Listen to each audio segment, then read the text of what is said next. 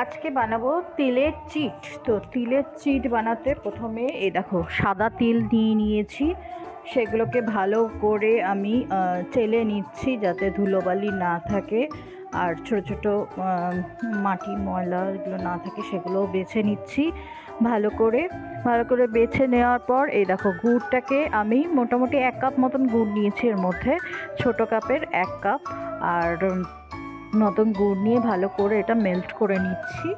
হ্যাঁ, মেল্ট করে নিয়ে এর মধ্যে আমি জল অ্যাড করে দিই, আর এর মধ্যে তারপরে মেল্ট হয়ে যাওয়ার পর তারপর আমি তিলটা এর মধ্যে ঢেলে দিলাম।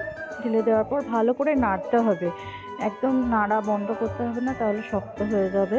আর যদি শক্ত হয়ে যায় তাহলে সামান্য এর মধ্যে জল অ্যাড করতে পারো তোমরা।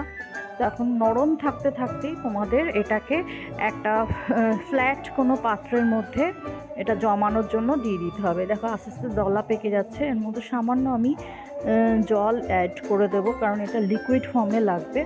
তো দেখো এটা আমি গরম থাকতে থাকতে এটার মধ্যে ঢেলে নিয়ে ভালো করে এটাকে করে দিয়েছি, সমান করে দিচ্ছি হাতার সাহায্যে।